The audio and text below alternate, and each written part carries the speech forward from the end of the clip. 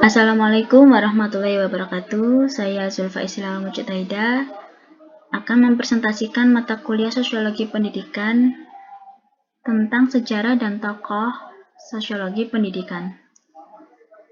Langsung saja pada pokok pembahasannya. Yang pertama ada sejarah awal mula lahirnya sosiologi pendidikan. Yang kedua adalah latar belakang berdirinya sosiologi pendidikan. Yang ketiga ada sejarah perkembangan sosiologi pendidikan. Dan yang keempat adalah tokoh-tokoh sejarah berdirinya sosiologi pendidikan. Sejarah sosiologi pendidikan. Istilah sosiologi ini muncul sudah ada filsuf yang membicarakannya. Nah, salah satunya itu ilmuwan muslim yang bernama Ibnu Khaldun pada tahun 1332 sampai dengan 1406. Sosiologi ini sudah diketahui sejak abad ke-14. Beberapa pihak itu menganggap bahwa Ibnu Khaldun ini seorang ilmuwan Islam Tunisia dari Afrika Utara. Pemikiran modern Ibnu Khaldun ini terkait masyarakat dianggap oleh sebagian sosiolog sebagai orang yang meletakkan batu pertama sosiologi sebagai ilmu pengetahuan yang melalui karyanya yang berjudul Muqaddimah tentang sejarah dunia dan sosial budaya yang dipandang sebagai karya besar di bidang tersebut. Oleh karena itu, Ibnu Khaldun ini dinobatkan sebagai bapak sosiologi. Kemudian pada awal mulanya, sosiologi ini masih menjadi bagian filsafat yang tak terpisahkan. Pada waktu itu, filsafat ini mencakup segala usaha-usaha pemikiran mengenai masyarakat. Filsafat bahkan juga mendapat julukan sebagai induk dari ilmu pengetahuan yang lama-kelamaan dengan perkembangan zaman dan tumbuhnya peradaban manusia, berbagai ilmu pengetahuan yang semula tergabung dalam filsafat ini memisahkan diri dan berkembang untuk mengejar tujuan masing-masing. Nah, dari hal ini, sosiologi ini termasuk cabang ilmu yang memisahkan dari filsafat. Lalu ada lahirnya sosiologi. Sosiologi ini lahirnya sebagai ilmu sosial yang tidak lepas dari peran seorang tokoh brilian yang bernama Auguste Comte pada tahun 1798 sampai dengan 1857.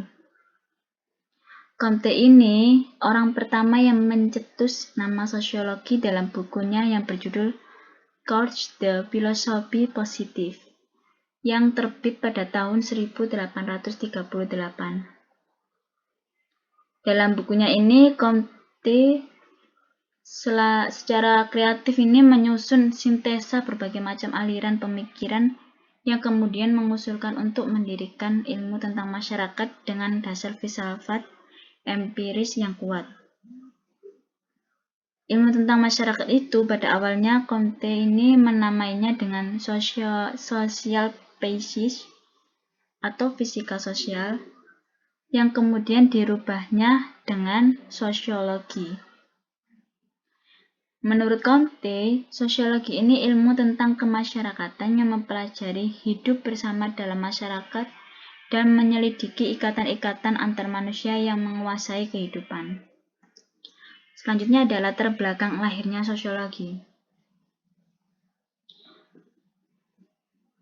Proses kelahiran sosiologi ini dilatar belakangi oleh serangkaian perubahan dan krisis yang terjadi di Eropa Barat. Nah, hal ini terjadi karena banyaknya kerajaan-kerajaan besar di Eropa yang jatuh dan terpecah. Pada akhir abad ke-15 dan permulaan abad ke-16 di Eropa Barat telah terjadi Renaissance atau kebangkitan kembali yang ditandai dengan mulai tumbuhnya kapitalisme, perubahan-perubahan di bidang sosial politik, perubahan berkenaan dengan reformasi Martin Luther, meningkatkan individualisme, lahirnya ilmu pengetahuan modern, berkembangnya kepercayaan pada diri sendiri dan revolusi industri pada abad ke-18, serta terjadinya revolusi Prancis. Revolusi industri dan revolusi Prancis ini mendorong perubahan sosial yang sangat cepat. Nah, perubahan yang cepat ini menimbulkan cultural lag atau kesenjangan kultural. Cultural lag ini menjadi penyebab munculnya masalah-masalah sosial yang dialami dunia pendidikan. Nah, para ahli sosiologi ini menyumbangkan pemikirannya untuk memecahkan masalah itu sehingga lahirlah sosiologi pendidikan. Perubahan sosial yang sangat cepat tersebut meliputi berbagai bidang kehidupan dan merupakan masalah sosial institut seperti industri, agama, perekonomian, pemerintahan, keluarga, perkumpulan, dan pendidikan. Lalu ada sejarah perkembangan sosiologi pendidikan. Sejarah perkembangan sosiologi pendidikan ini bermula dari sosiologi yang muncul pada abad ke-19. Perkembangannya ini semakin mantap berkat Emile Durkheim melalui bukunya yang berjudul Rules of Sociological Method yang terbit pada tahun 1895. Nah, dalam buku yang melambungkan namanya itu, Durkheim ini menguraikan tentang pentingnya metodologi ilmiah di dalam sosiologi untuk meneliti fakta sosial. Durkheim juga diakui banyak pihak sebagai bapak metodologi sosiologi. Menurut Durkheim, tugas sosiologi ini mempelajari apa yang ia sebut sebagai fakta-fakta sosial, yaitu sebuah kekuatan dan struktur yang bersifat eksternal, tetapi mampu mempengaruhi perilaku individu. Dengan kata lain, fakta sosial ini merupakan cara-cara bertindak, berpikir, berperasaan yang berada di luar individu dan mempunyai kekuatan memaksa yang mengendalikannya. Fakta sosial ini tidak hanya bersifat material, akan tetapi juga non-material, seperti kultur, agama, dan institusi sosial. Lalu ada sejarah perkembangan sosiologi pendidikan yang memasuki abad ke-20. Nah, pada abad ke-20 ini, perkembangan sosiologi ini semakin variatif. Dan pada abad ke-20 ini, juga mulai mengembangkan teori sosiologi yang disebut dengan teori sosiologi baru atau kontemporer. Salah satu tokoh teori kontemporer itu bernama Anthony Giddens, yaitu seorang sosiologi Inggris yang terkenal karena teori strukturasi dan pandangan menyeluruh tentang masyarakat modern. Teori kontemporer ini mendasarkan analisisnya tentang modernisasi, yaitu ilmu sosial yang merujuk pada sebuah bentuk transformasi dari keadaan yang kurang maju atau kurang berkembang ke arah yang lebih baik dan harapan akan tercapai kehidupan masyarakat yang lebih maju, berkembang, dan makmur. Selanjutnya ada tokoh-tokoh sejarah berdirinya sosiologi pendidikan. Nah, tokoh-tokoh tersebut ada Lester Farnsworth, ada John Dewey, ada Emile Durkheim, ada Karl Mannheim, dan juga ada George Paine. Yang pertama adalah Lester Farnsworth. Pada tahun 1841 sampai dengan 1913, Lester Farnsworth ini dianggap sebagai salah seorang pelopor sosiologi di Amerika Serikat, yang dianggap sebagai pencetus tentang lahirnya sosiologi pendidikan. Nah, tujuan utamanya adalah membentuk suatu sistem sosiologi yang akan menyempurnakan kesejahteraan manusia. Dengan tujuan tersebut, maka sosiologi ini adalah ilmu yang mempelajari apa yang dilaksanakan manusia. Dari teorinya terhadap sosiologi pendidikan ini dikenal dengan evolusi sosial yang menekankan peranan pendidikan sosial yang realistis dalam memimpin perencanaan kehidupan pemerintah. Gagasannya ini tersusun dalam karyanya yang berjudul Applied Sociology atau sosiologi terapan yang khusus mempelajari perubahan-perubahan masyarakat karena usaha manusia. Menurut Lester Farnsworth ini, kekuatan dinamis dalam gejala sosial ini adalah perasaan yang terdiri dari beberapa keinginan dan kepentingan. Perasaan ini merupakan kekuatan individu karena interaksi kemudian berubah menjadi kekuatan sosial. Nah, setelah itu, dari kekuatan sosial tersebut membentuk kekuatan untuk menggerakkan kecakapan-kecakapan manusia dalam memenuhi kebutuhannya. Selanjutnya ada John Dewey pada tahun 1859 sampai dengan 1852. Gagasan Leicester Framework ini kemudian dikembangkan oleh John Dewey sebagai ahli pendidikan sekaligus pelopor sosiologi pendidikan. Dalam karya termasyhur yang berjudul School and Society yang terbit pada tahun 1899, ini menekankan sekolah sebagai institusi sosial. John Dewey ini memandang bahwa hubungan antara lembaga pendidikan dan masyarakat sangat penting. Dewey ini juga meneliti tentang kehidupan anak-anak kota yang tanpa acu dan buta terhadap produk yang dimanfaatkan setiap hari seperti pakaian, gas, peralatan rumah tangga, dan sebagainya. Mereka hanya tinggal memakai tanpa tahu bagaimana cara membuatnya. Dalam kondisi yang seperti ini, John Dewey mengatakan hal ini dapat diperbaiki melalui jembatan lembaga pendidikan. Kemudian ada buku John Dewey dalam bukunya yang berjudul Democracy and Education. Dewey ini menawarkan suatu konsep pendidikan yang adaptif dan progresif bagi perkembangan masa depan. Dan ada kutipan dari buku. Nah, kutipannya ini menjelaskan bahwa pendidikan itu harus mampu membekali anak didik sesuai dengan kebutuhan yang sudah ada pada lingkungan sosialnya. Sehingga apabila anak didik tersebut telah lulus dari lembaga sekolah, ia bisa beradaptasi dengan masyarakat. Selanjutnya ada Emile Durkheim pada tahun 1858 sampai dengan 1917. Emile Durkheim ini seorang tokoh penting dalam hasanah perkembangan sosiologi pendidikan, terutama dengan pandangannya terhadap pendidikan sebagai suatu social thing atau ikhtiar sosial.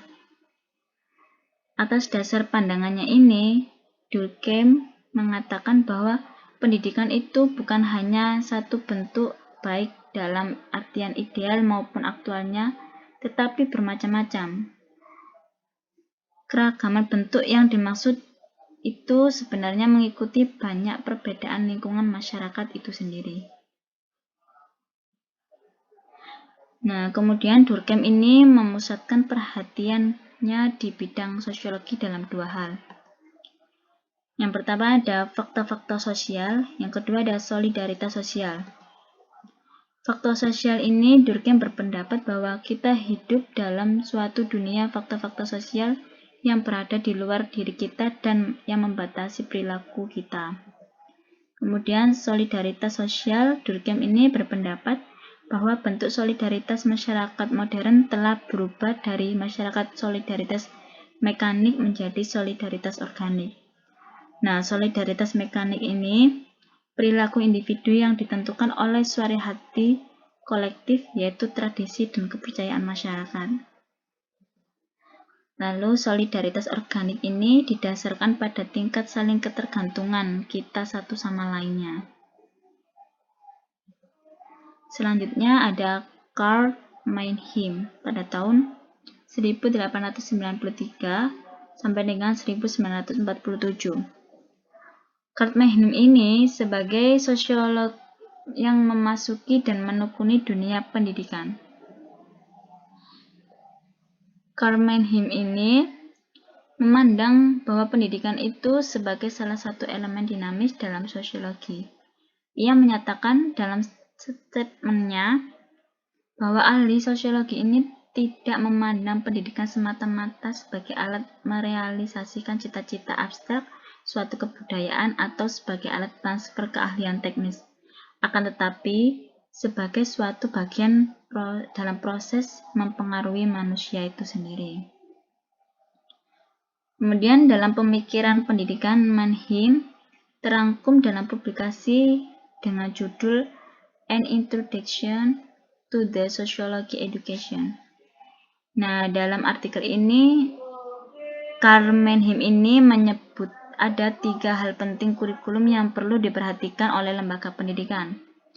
Yang pertama itu sosiologi untuk guru, yang meliputi sifat manusia dan tata sosial. Kemudian ada dampak kelompok sosial terhadap individu, dan ada struktur sosial. Lalu sosiologi pendidikan yang meliputi pembahasannya sekolah dan masyarakat. Kemudian sosiologi pendidikan dan aspek-aspek sejarahnya, dan juga ada sekolah dan tata sosial.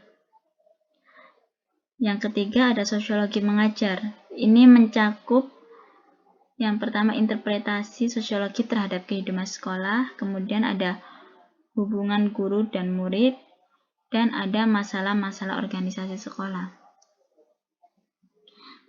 Yang terakhir ada tokoh dari sejarah sosiologi pendidikan yang bernama George Paine. Menurut Paine, sosiologi pendidikan itu adalah ilmu yang membahas dan menjelaskan dalam institusi sosial, kelompok sosial terdapat hubungan-hubungan sosial di mana dengan interaksi sosial itu, individu dapat mengorganisir pengalaman-pengalaman.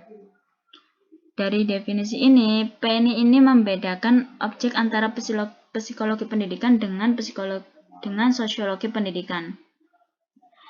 Psikologi pendidikan ini menggunakan hukum-hukum, sedangkan sosiologi pendidikan ini berusaha menentukan syarat-syarat optimum untuk belajar dan bagaimana untuk merealisasikannya. Nah, menurut Paine, sosiologi pendidikan sebagai suatu kajian menyeluruh terhadap semua aspek pendidikan. Sosiologi pendidikan ini mencakup segala sesuatu dari bidang sosiologi yang berhubungan dengan proses belajar atau sosialisasi, dan mencakup segala sesuatu di bidang pendidikan yang bisa dikaji berdasarkan analisis sosiologis.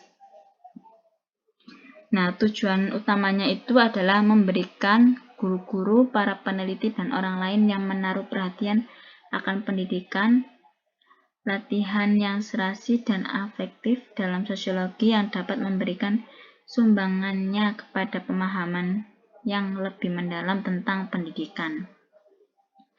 Atas dasar pemikiran-pemikiran Paine ini,